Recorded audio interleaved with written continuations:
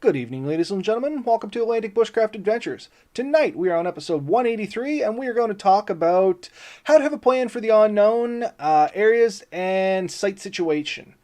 So, Ben, this was actually your topic. I mean, we chatted a little bit before here. I've been ever so slightly distracted, so I kind of let you take the lead on this one, Ben. So, why don't you continue finishing taking the lead here, lead us into this, and I will chime in with my 2 cents. So we'll start off with where this idea came from. So in the last few weekends, I've tried to get out, and I'm in a new area. So I think we all know this, or anyone who's been following us regularly knows. I have moved. I've moved about as far away from where I was as you can and still be in the same province or same country. Same country. Right? You're not in the same province anymore, bud. In fact, I've moved an entire continent. So the width of an entire continent from one side to the next. And so when I try to go camping, now I have to think about so much more. Before, I kind of always knew what the terrain was, what the trees were like, what the other vegetation was like. No and I could sound. Really Hold on a sec there. He's saying he has no sound. It looks like sound's going out. Can anyone else confirm? I just stand by, ladies and gentlemen. I'm trying to pull up another window here to see what seems to be the problem. But everything says it's going out on my end.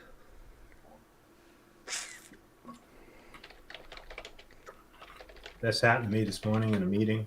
It turned out I just had my volume turned off. And that's what I'm wondering. That's why I'm trying to see if it's... in a meeting.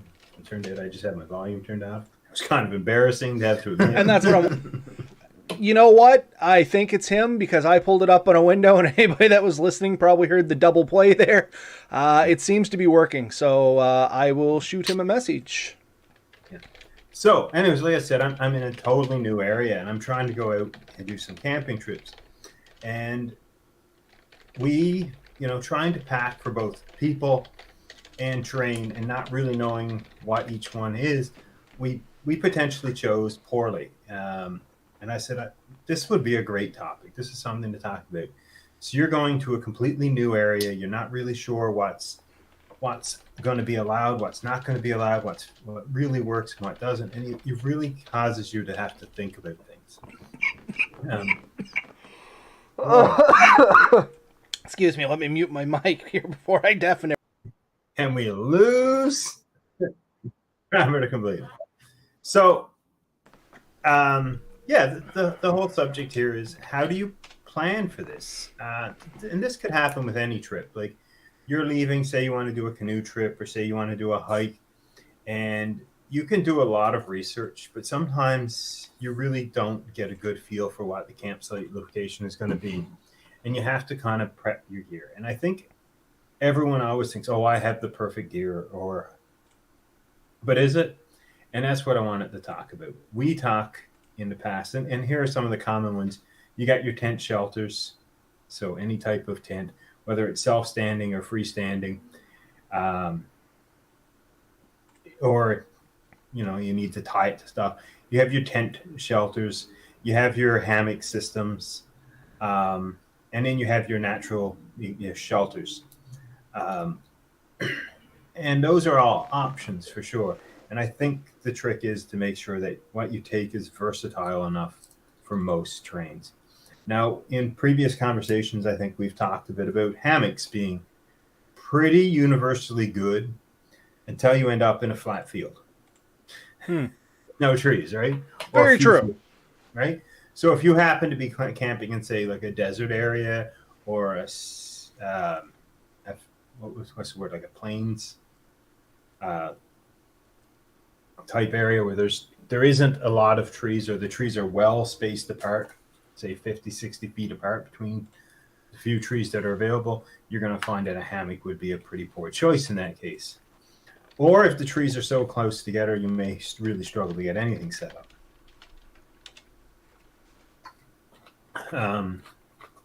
So that's just an example of that.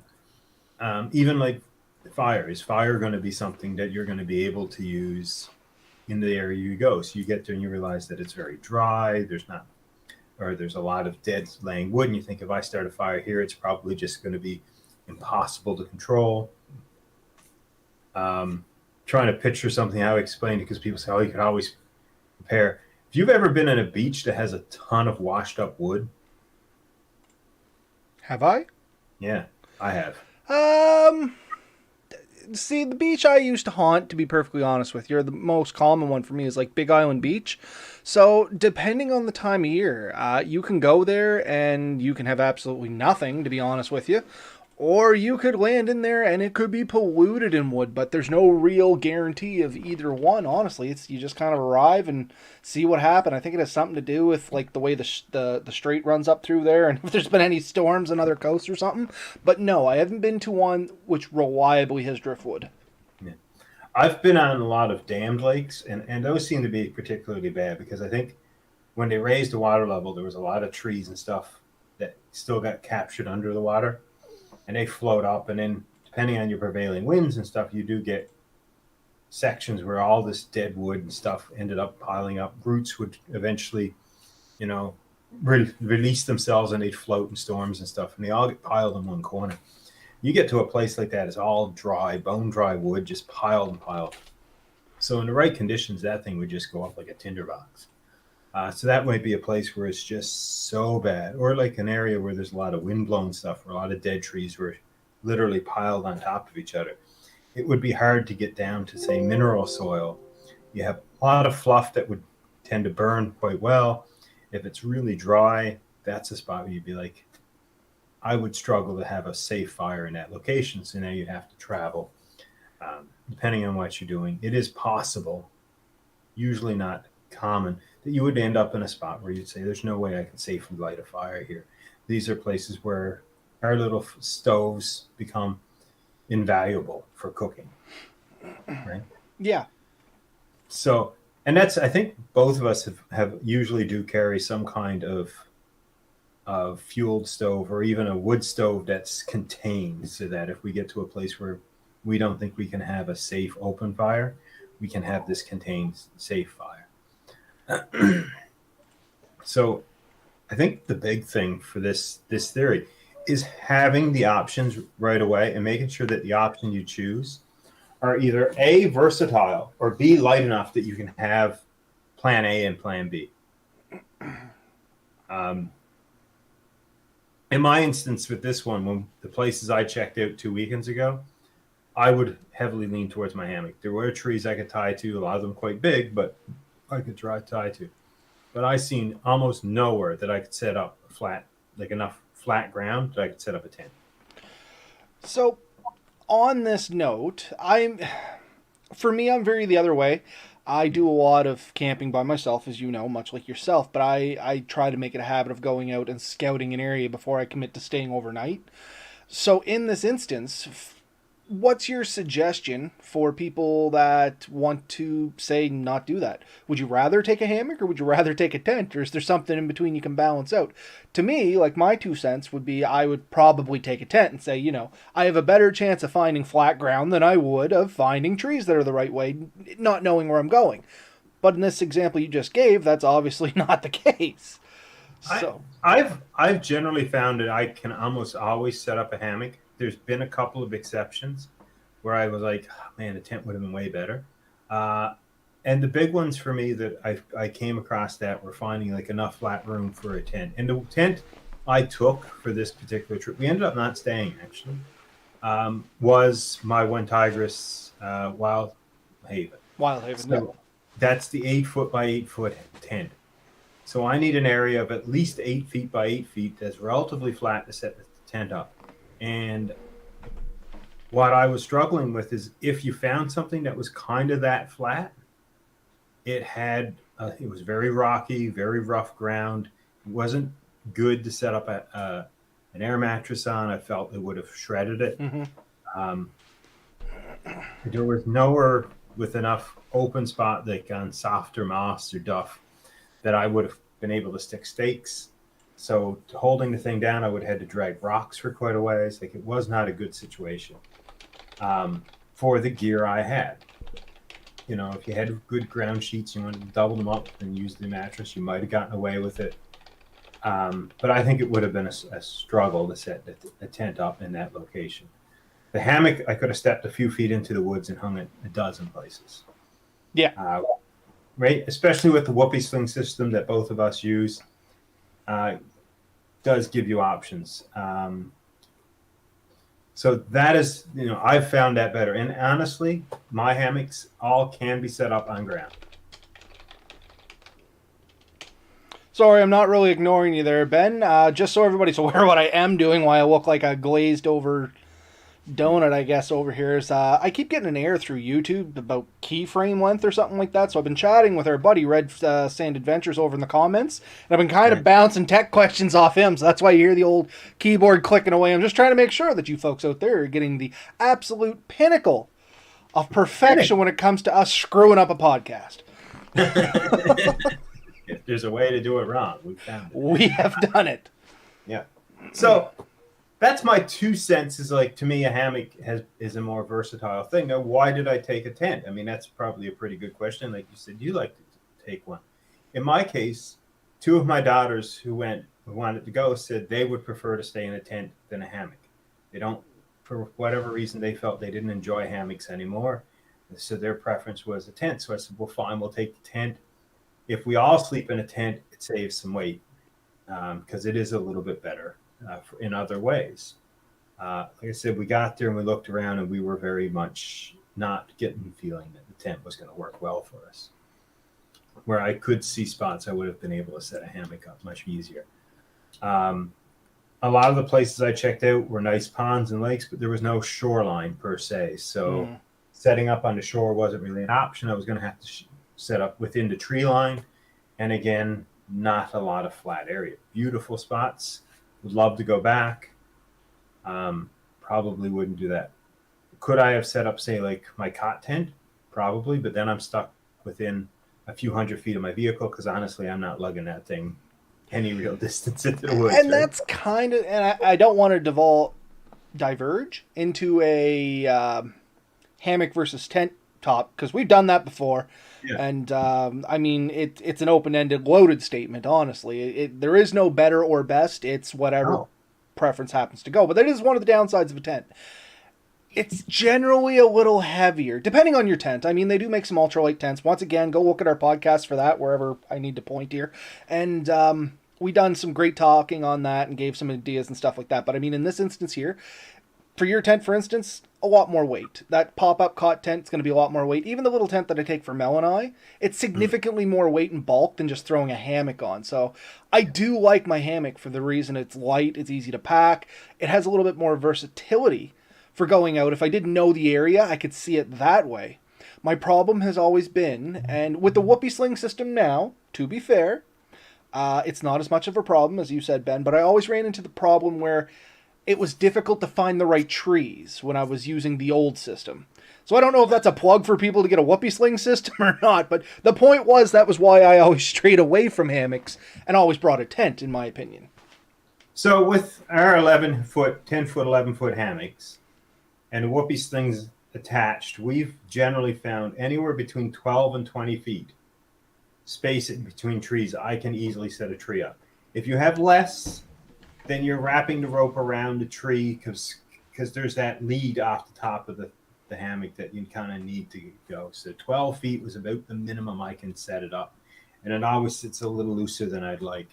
And 20 feet is approximately the greatest length that I can squeeze out of my whoopee slings and my tree huggers. And honestly, at that distance, unless I shimmy up the tree away, and if you've ever seen me shimmy up a tree, that is not something you'll ever want to see twice. Oh, the images still haunt me to this day. And I didn't see it. I just imagined it. Yeah. Yeah, right? I mean, honestly. So, because it at that point, I mean, I need to really be up 8-9 feet high to get the right angle. So that's why my hammocks are about the length they are, because if they were any longer, I wouldn't be able to avail of it. And if they're any shorter, then the berry would be too short. If anyone knows what I'm talking about, congrats. If you don't know what I'm talking about, go back and watch whoopee slings, and you'll kind of get an idea of what We do a great video on how to set up whoopee sling, how to set up a hammock in general, actually. Not part of the podcast, one of our actual videos. So those of you that are listening on the audio side, I know, shameless plug, be sure to jump over to our YouTube channel and check out some of this stuff, because we do have some other videos there, a lot of good information. But yeah, getting the hammock out there, it is light, it's easy to get to. If I was going deep woods, like the old throw a dart at the map and just go for it, I might be more apt to take the hammock, maybe with a ground sheet as well, and a good tarp. That way, if I had to, I could still sleep on the ground. You know what I mean? That's kind of the best of both worlds. Well, and I mean, that's the thing. With my hammock, I always take a tarp as an over shelter, as a tarp type shelter over the top. So I have my tarp. And like I said, my hammocks are possible to set up on ground. So you can actually pin the four corners. You unbury the gathered end, pin the four corners. You can actually suspend the screen up. And you actually get, I think it's about a 2 foot by 10 foot tent out of your hammock if you do that. Just make sure that your tarp is bigger than the hammock, because the hammock laid out actually kind of gets shortened by the gathering up and bow. But when you stretch it right out, it is actually about 10, 11 feet long. And you can get a fair bit of room inside. I haven't set it up that way other than to test it in the field, but I know it's a capability of it. So I do like that option. But again, you kind of hit the nail on the head. This isn't about whether a hammock or a tent's better. It's how do you kind of determine what you should take when you haven't been to the area and you don't have time for a good recce. And this is a situation, you're in a new area, you really want to go camping, you don't have a lot of time, so you're trying to avail of it. Or a buddy calls and says, let's go here. And your buddy knows you're into camping and figures, he'll figure it out. He knows exactly what to do. How do you impress them? By showing up with the right gear and the right time. So part of that is trying to do the research you can. And you can do a ton with just Google Maps. That's where I was going to lead in, and I'm glad you brought it up. Is Google Maps offers you a ton of stuff. You can at least see if there's trees in the area, providing they're somewhat recently dated. As I've said in other podcasts, Melissa and I went looking for a lake that looked great on Google Maps. 5-year-old Google Map photo, and it turned out that the lake had been diverted. It was part of a sawmill or something like that, and it was no longer necessary. So it returned to the earth kind of deal. And yeah, we're like looking for this lake standing in ankle-deep swamp and realize we're in dead center of what used to be a lake. Yeah. So if you take a look at Google Maps, what are you looking for? So you can, if you spend a bit of time researching Google Maps and looking at the satellite images, you can become pretty adept at picking out the type of trees and generally even sort of the size of the trees, even by just looking at the map. You're not going to get like down to the inches or anything, but you can tell if they're big trees or if they're just low plant brush type trees. Usually pretty good. You can pick out if there's a handful of, say, big broadleaf style hardwood trees. You know what I mean? Yep. So you can tell if there's big maples and stuff. So you get a pretty good idea of what you're going into. You can usually tell whether it's softwood or hardwood. What type exactly might be a little bit of a stretch on Google, but you can get a pretty good idea of the type of vegetation, the size of the vegetation, how close it is to the water. So you can tell if the water runs right to the trees, or if there's a band of beach, which would potentially give you a sandy or at least soft area to go to. Now, is that 100%? No, you could show up and it turns out that's the muddiest shore you've ever seen. And I'm sure we've all had that, right? That might be difficult to tell on your Google Maps, but it gives you an idea of where you're going. Like, is that a lake that normally has a shoreline, or it does really go right to the tree line? And like you said, think about it seasonally. You can go in and it looks all white. Well, that picture was obviously taken in the winter. It's not really going to give you a lot of the information that you would want for what it looks like in summer if you're summer camp. So you can sort of tell that with it, but take a good look at Google Maps.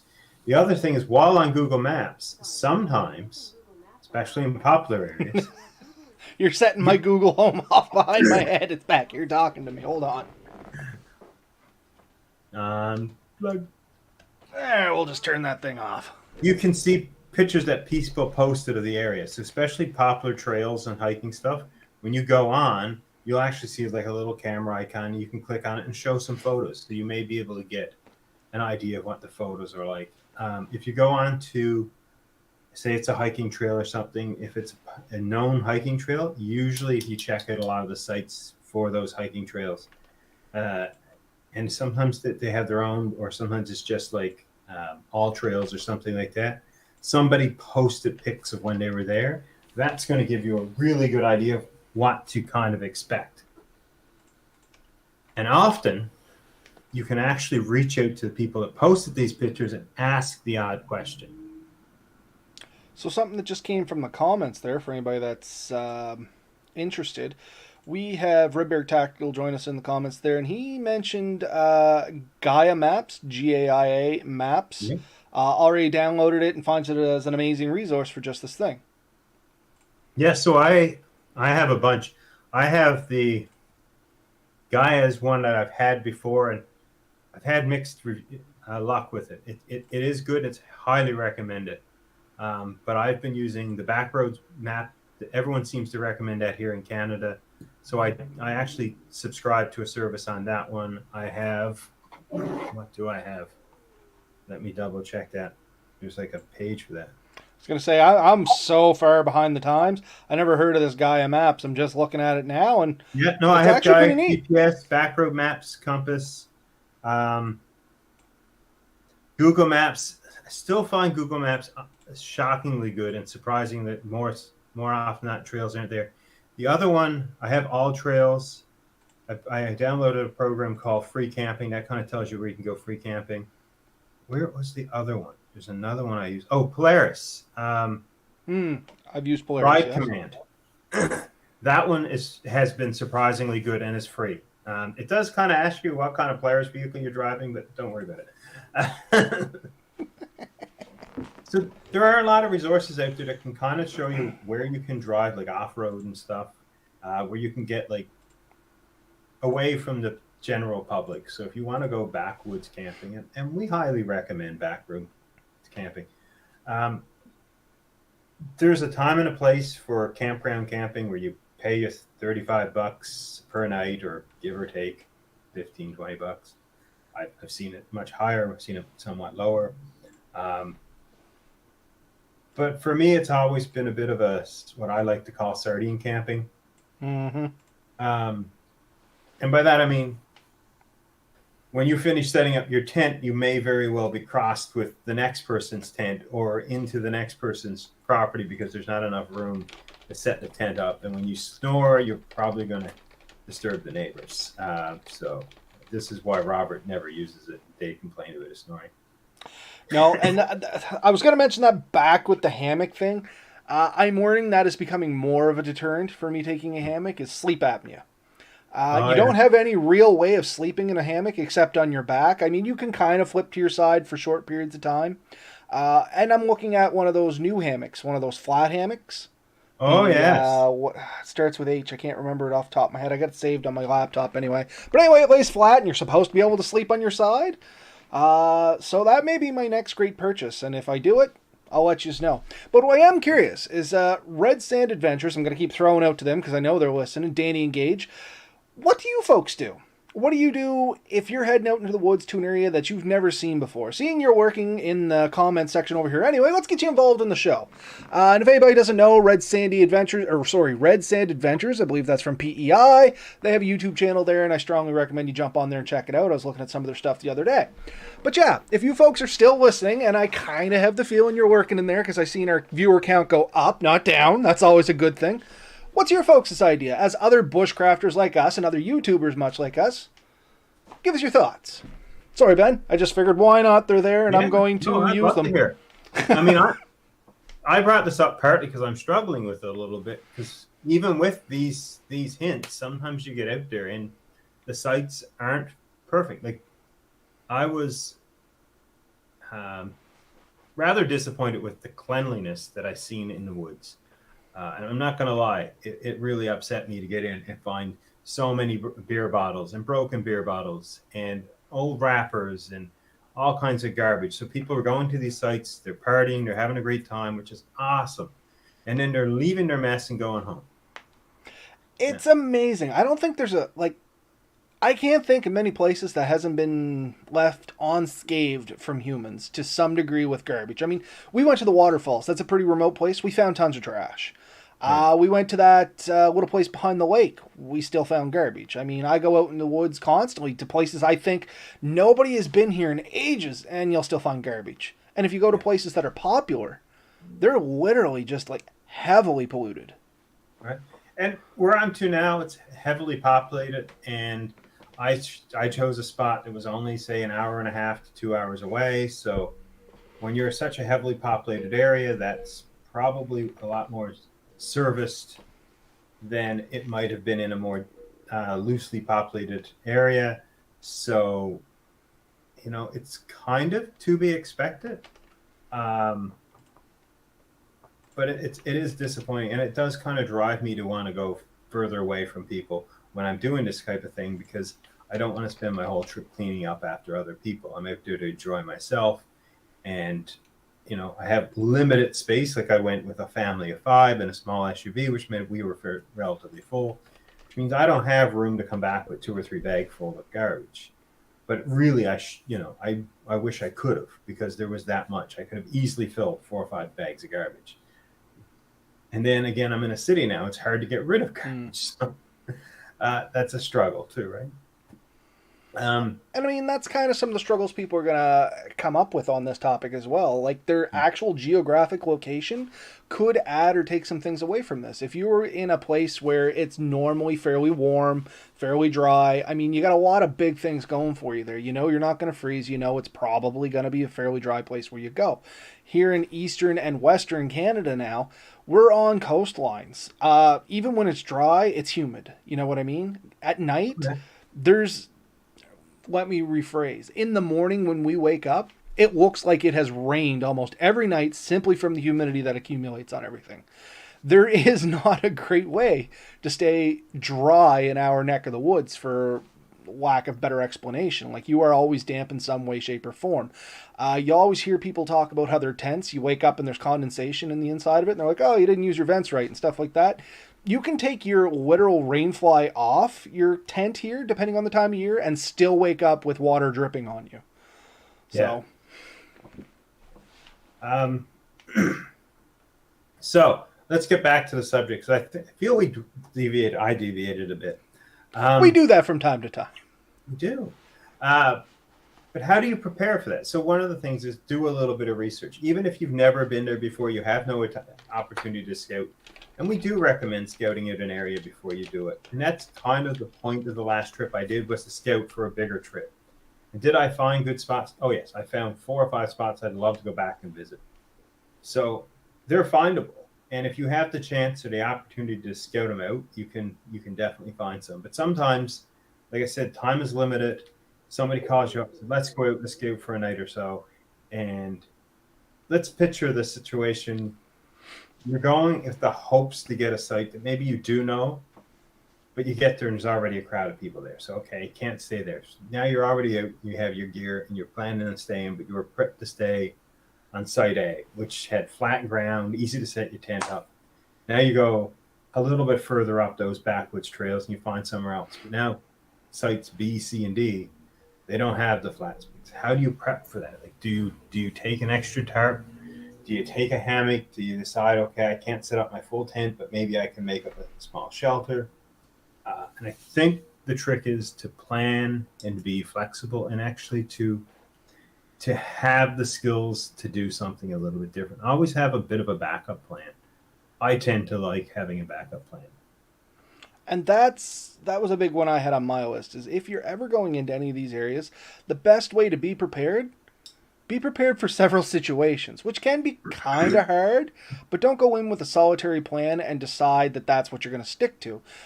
Going into any unknown, you kind of get, the old Bruce Lee thing, you got to be like water. You kind of got to change to the situation that's thrown at you. So don't go in very chiseled in stone saying, I'm planning I'm going to sleep in this hammock and that's all there is to it, and then you walk in and you're in the middle of a field. Like, you kind of got to adapt on your feet. As Ben said, maybe you can start using your hammock as a tarp and you can do a ground lay. You kind of got to evolve with the situation. Just try to make the best decision you can going in by the methods that Ben and I have been mentioning here. So here's an example. This happened to me. So we were doing a canoe trip. So me and my buddy, we got dropped off at location A, got into a lake that went into a river, that went into a lake, that went into a river, and eventually hit the ocean. We never made it to the ocean. That was never the plan, but we decided to go down through, right? So we went through the first lake with a plan to stop at a certain area. We get there and we realize it's really early. Like, we covered a lot more distance than we had planned, and said, well, maybe we won't stay here. Maybe we'll go a little bit further. So we went a little bit further. Once we got a little bit further, we realized, well, wait, the sites aren't as good looking. It's not as opportune. So we got to the point where we said, okay, we're not finding what we're looking for, but if we want to have time to set up, we're going to set up here. So we just pulled off. Now we're at a point where time has dictated our spot, because we passed on the better spot. We passed because we didn't want to stop yet. Fine, no big deal. We pull in. So we had to modify our plans. We got in. The system we were going to use wasn't going to work well, so we ended up having to accommodate for that. And that might have been clearing a little bit of land, may have been using a hammock. I believe in this case we actually did a natural shelter and didn't bother with our tent.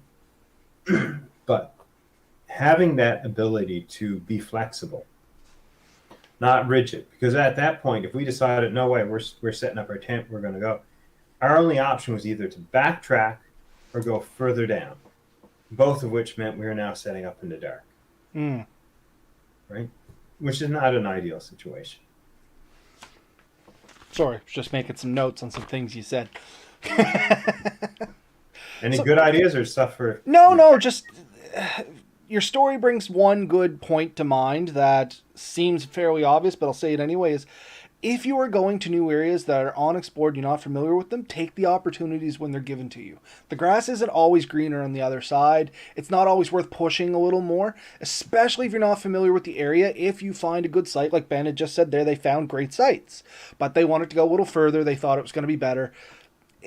It's such a strong gamble. The benefit being Ben and his buddy there, they have some outdoorsy experience. They're still somewhat prepared, but they ended up staying in a primitive shelter and stuff like that, which probably was fine. Don't get me wrong. You made the best of what you had, but it would have been a lot nicer just a little further back in a good area that you literally paddled by. Yeah. I mean, I was very lucky because it's two very experienced people, myself and the other guy. And the other guy, it would have to be very uncomfortable before he complained. So I knew that my camping partner in this situation was going to put up with pretty well the worst terrain we could find. In fact, he would find it a challenge and laugh it off and set up either way. And it's one of the enjoyable things with camping with somebody who is rugged enough and carefree enough that they're not going to get upset. Because if I've camped with other people, that would have been like, that'd be the end of the world. If they couldn't set up their system, if they were there that rigid that they become unlivable. Where I was with the polar opposite, where he really couldn't care less. Like, we could have found the worst possible terrain for somebody, and he would have still been like, "Yeah, we'll just curl up beside this rock. We'll be fine. Don't worry about it." Right. And that's a good way to go into that's part of the be flexible and be prepared. But yeah, don't give up the opportunities. And a couple other little points I had on my cheat sheet that I'm going to throw out now, and we'll just kind of see where they go, is exploring new areas and stuff like that, or going to locations you're not familiar with. This is the prime time to quote-unquote cheat. You know what I mean? This is not the time to start practicing your bow drill and your hand drill and saying, I'm going to cook my food on a rock I find and make all my primitive tools. Very fun ideas, and I can respect and appreciate them, but going into a new location is probably not the best idea to start playing around with adding more unknowns to it. You know what I mean? Bring chips as a snack. Worst case, you can use them as fire starters. Bring a lighter, of course. That way you don't get there, realize that everything is soaked because it's in the middle of a bog or something like that. Or just it's all deciduous trees or hardwood trees and you don't have any fine tinders. Like, it's all right to cheat when you're exploring out there new. Ben and I have said this before. It's not really cheating. You're still getting out there and you're having fun and stuff like that. If you want to practice the primitive skills or test something or something, anything like that, by all means, go for it. But don't make it your lifeline. You know what I mean? It's not the time to try that brand new fire making method that you only looked up 3 hours before leaving, and it's how you're going to make your fire for the weekend. You know what I mean? Probably not going to work out. Go for it. Or it might, but it's just a very big gamble and not worth the risk taking, my personal opinion. There's a time and a place, and I mean, don't get me wrong, Ben and I have both gone out. We have tried we have tried testing gear and trying things that we haven't done before, but we always had a backup plan, like Ben had said earlier. There was always okay, if this fails, we're still going to be warm, we're still going to be fed. And that is the very important thing. Make sure that your four basic necessities are taken care of. You have heat of some sort, be it you got lots of blankets or you can make a fire, you're going to get some food into you, you're going to get some water into you, and you're going to have something over your head when you go to sleep. I mean, those are your basic necessities to make it through it unscathed. Now try and make it more comfortable at the same time. This is why I went camping with you, is I knew I had a source of heat. And you know what? If you go with a partner or significant other, depending on the time of year, cuddling is a viable option. Oh, it definitely is. I don't know if anyone watches Naked and Afraid, but there was a couple of... I love that. What? I love that show. Did you see the episodes where, like, one of the people had made a promise to the significant other, like, oh, I won't cuddle with the other person, that would be cheating and stuff. And I'm like, no. Nope. I don't care. If I'm out in the absolute freezing, miserable weather, I don't care. This is not a sexual thing at this point. This is a comfort thing, and I will cuddle with anyone. Trust me, if it gets that cold, nobody's interested. Yeah. The only thing you can do is shiver and hope the night passes. I've been there, and that's not Naked and Afraid, but I've been in a situation where I've been cold, literally just trying to catch a couple minutes of sleep in between shivering and praying for the sun to come up. You know what I mean? Just to get that little bit of warmth. So I can guarantee you in that situation, if I had somebody else, I would have clung to them. Like, I would have been their human backpack. It just would have been... I wouldn't have cared who or what it was. So, I mean, it's just, at that point, it's comfort and survival. So, suck it up, Buttercup. Cuddles are not cheating at that point. And food, I mean, you've camped with me. Food has never been an issue camping with me. No, it has not. But you would be surprised at how many people, not potentially the bushcrafting people that we know, but people I know that go into the woods, like to think they're more bushcrafty than they are or more woods oriented than they are, going, no, I'm going to go in for a 3-day hike and I'm only going to take my knife. I'm going to eat what I find and build my shelter when I get there. And I'm like, if you want to do that, fine, but take a day pack with like a blanket, a tarp, and at least some granola bars. Because you are literally putting yourself in an extreme situation for zero reason. I like the challenge. Well, take your challenge, but don't become a statistic. You know what I mean? Anyway, I digress. Right. I think you've realized. I mean, this is why our packs are often a little heavier than we would ideally like. A little heavier. A white pack's 50 pounds, Ben. We've been through this. Yeah. This is because we enjoy our comforts. I have watched the ultralight hiker, and they're like, yeah, I go in with 15 pounds. I carry a single razor blade, and I have cut all the labels off my kit to make it lighter, and I have carved my toothbrush down to less than 2 inches. And I'm like, holy cow. That's amazing. Yeah, no thanks. I like my creature comforts, honestly, to a degree. In which I respond, I carried a 20-pound tank and a turkey. And we did. There's pictures to prove it. Best time I had in the woods. Right? But I would argue that nobody had a better time in the woods than me and you deep frying a turkey. It was fun. We still did challenges though, and this is what I'm getting to. We tried to make a primitive fire, and Yeah. it ended up not working. It was quite humid that night. We got tired. We waited a little later. We were probably run down from gathering firewood and things like that. Like we still had the challenges we wanted to do while we were out there. Realized we didn't really have the time to do it once we set up the basics of our stuff, and we brought it with us. We had hammocks. We had tarps. You had a chair. We had lighters and stuff as backups to make fire. And Yeah. we still ran out of time. We got like the one video done and we planned to do 5 or 6 on that outing. We did get some great photos. We did get, I think we had a couple videos out of it, but yeah, we did, we did good stuff, and we really enjoyed the trip. Creature comforts have always been, but a lot of these comforts are our backups too, right? Um, so the extra tarps gives us some options if we need to. We can't sleep on the ground. We could, use the hammocks. I can turn a tarp into a hammock if I need to. Yep. And that's a trick. If you guys want to learn, just make sure it's big enough. Just there's a way of gathering the ends. Proper knot will hold it together. Should be fine. I say should be because if you do it wrong, it can put a lot of stress on the edges of the tarp where it's tied down, and you may find it's less than usable for other things later. I've done it generally with poly tarps, and the trick with that is you fold the whole thing in half, and then you just fold it up, turn it over on itself. You run the string through into a loop, and then pull it tight, and man, it cinches down good. And I got into this thing. I think it was an 8x12. Set it up. You could actually get inside of it for comfort.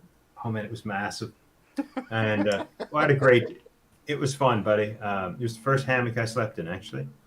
And I learned a lot of stuff. One of it is it's not great for the tarp. It did not last long. Two is I could sleep comfortably in a hammock, and it was enough that I decided to purchase my first, pre-made hammock, and now I own too many.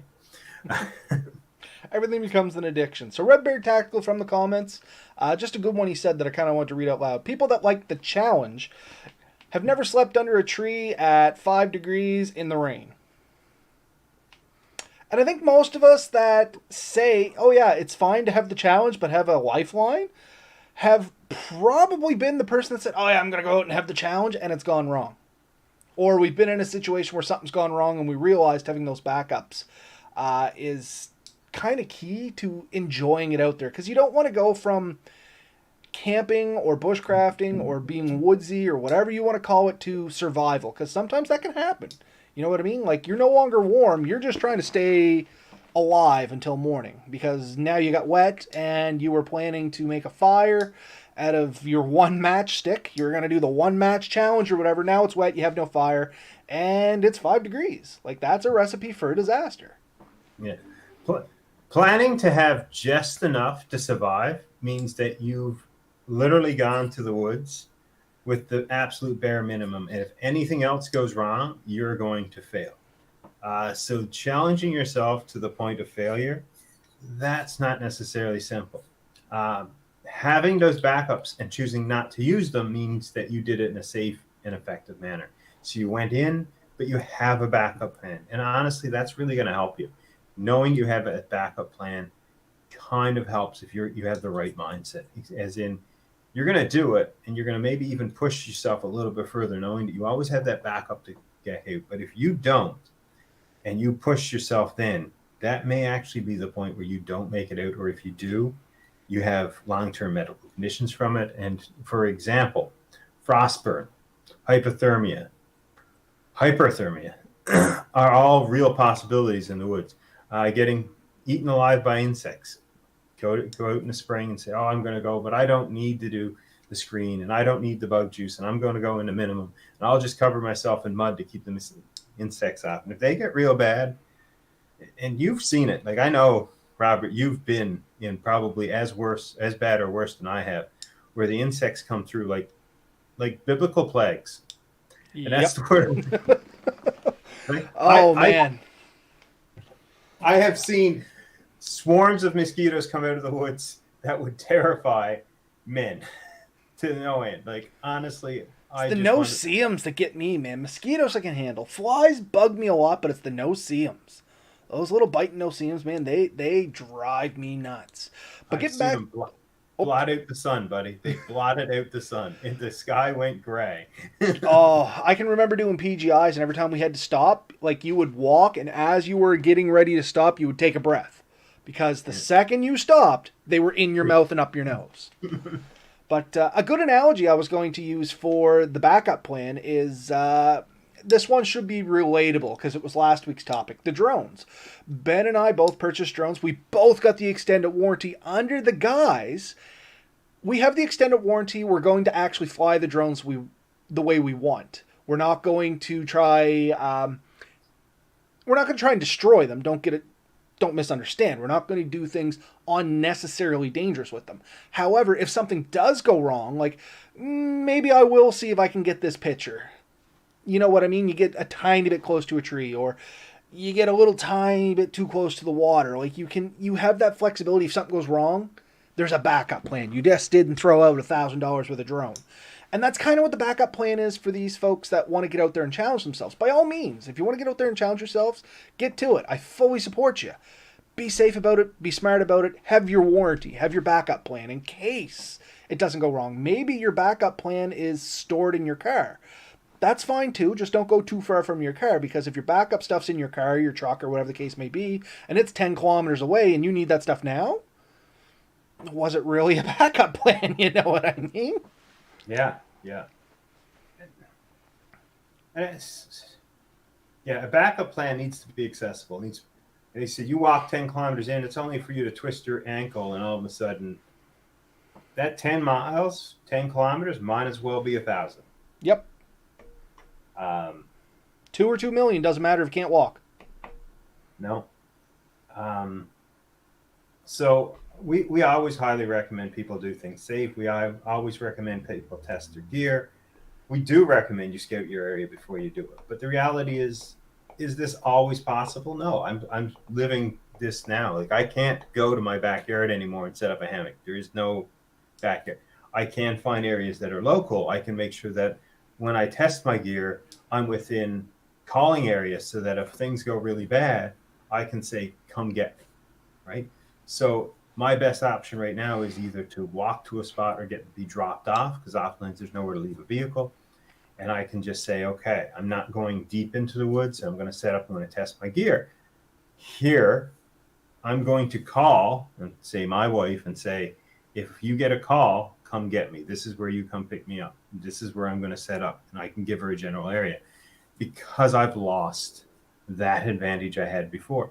So we're going to get to talk. This is one of the changes. We're going to, before both me and Robert had backyards to test gear in. Now I still do. Ben doesn't, and I'm going to rub it in every chance I get. Yes, you are, aren't you? And I'm going to get chickens too. Aren't you a pal? Do you know how to tell a friend from an enemy?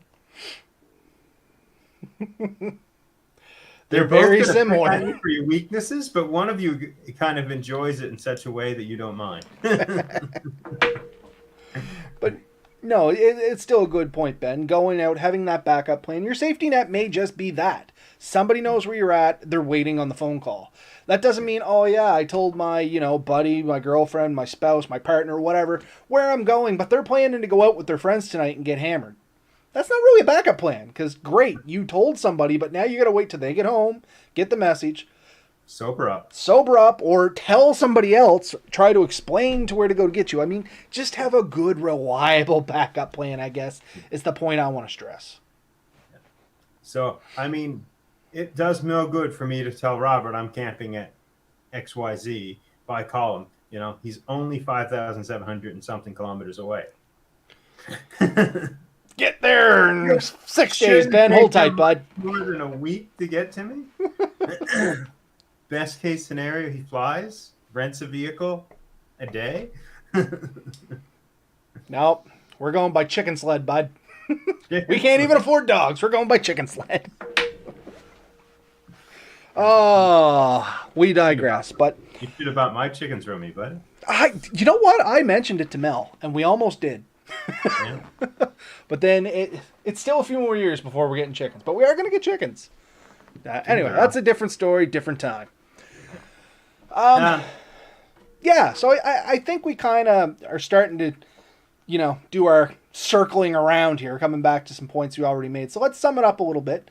The big one that both Ben and I are stressing is be safe about things, have a backup plan, and try to do the minimal of research, even if it's just going on Google Maps or jumping on Gaia Maps or whatever your map program, satellite imaging program of choice happens to be, or go down to your local renewable resources office or natural resources, wherever you happen to be in the country.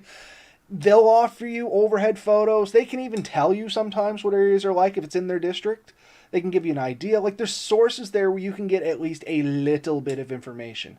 I strongly recommend going in 100% blind, like the old dart in the map and going, yep, that's where I'm going. Let's get to her. With no other thought than just that. It's a dangerous thing, but if you do that, that's where your warranty, your backup plans come in.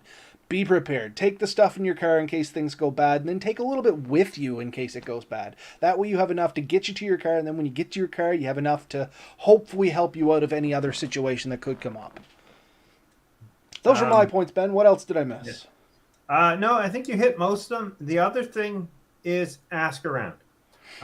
It's surprising. I have been having fairly good luck with Facebook, Reddit, believe it or not, and a few other sites, like social media sites. If you get into the right groups where people are into the same stuff that you're into, you're going to find people that have camped those areas before. Ask the questions. So yeah, do your research. The research can be through public media forums, can be through like hiking and camping forums, using the map systems. With all these things, you're generally going to get a really good idea of what the terrain is like. Is it very rocky? Is it very hilly? Are the trees usable in the way they are? What are the people in the area like? So an interesting thing is one of the areas I went to, turns out apparently it's okay to shoot guns back there without license or anything. So that's kind of interesting. So I'm driving along, and all of a sudden I hear bang, bang, bang. I was like, what the hell? That sounds like gunshots. And we drive down and we come across this road, and here's 3 women walking out of the woods with shotguns and a bunch of skeets.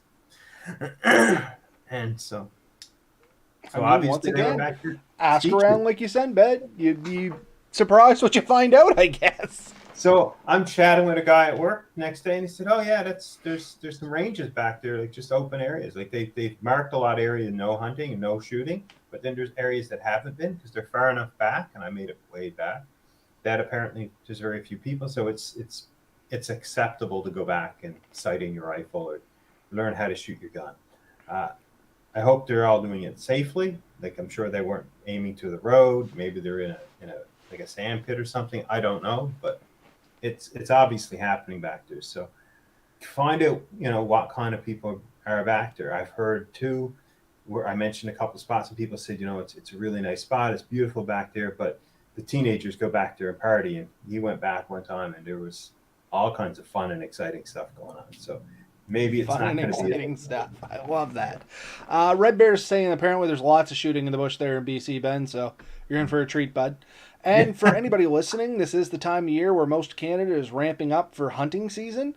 So be extra aware going into the woods here. Bow season starts somewhere towards the end of this month, I think, and full-on general gun season starts sometime next month, if I'm not mistaken. So it's going to be happening. Just it's a good time of year, and this is not related to this topic, just in general going out. Grab some orange.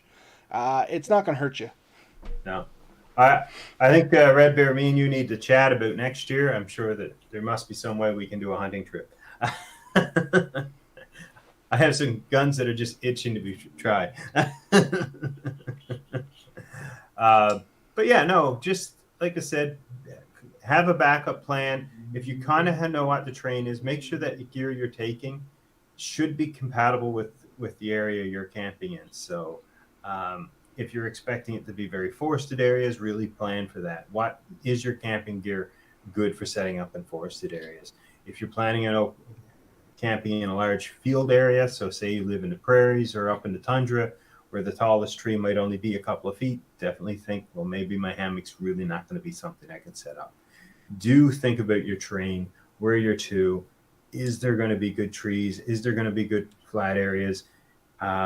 Do I need to take extra protection for the bottom of my tarp system or my hammock system because of the terrain? Look at those things, have a bit of a backup plan. It never hurts to have a couple of options, and it never hurts to just put a bit of extra time. I think this is the last point I want to make. If you do have unknown, don't plan to stretch everything to the max limit, like cover the most ground you can. Be prepared to stop early and have time to set up properly. When you know the terrain, you can say, okay, I know I'm going to get there. I can easily set up the setup I got. Then you can really push it. You can do the 25, 30K a day.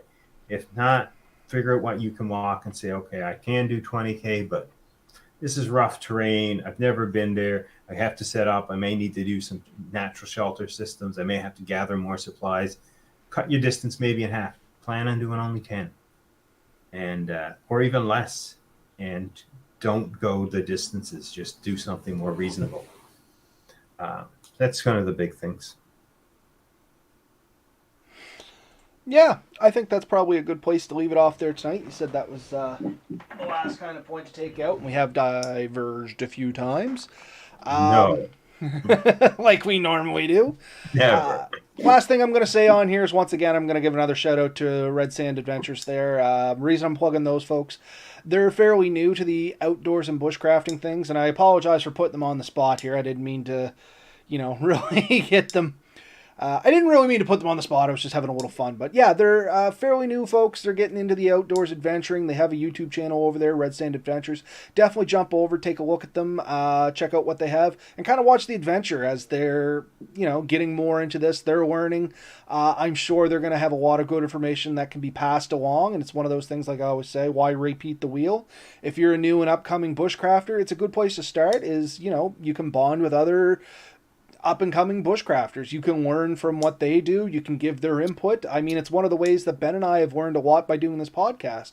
We're 180 some episodes in now, and I mean, we get constant comments and stuff like that, not just from YouTube, which is this is where we choose to do the live stuff, but a lot of our stuff comes from the actual podcasting side of it, when we convert this to audio and throw it up on Anchor, and it goes out through the internet there and goes to all the other sites. That's where the majority of our listeners come from, in all honesty. But we get a lot of good feedback from that, and stories and things. And that's really what this is all about. So, in short, go check them out.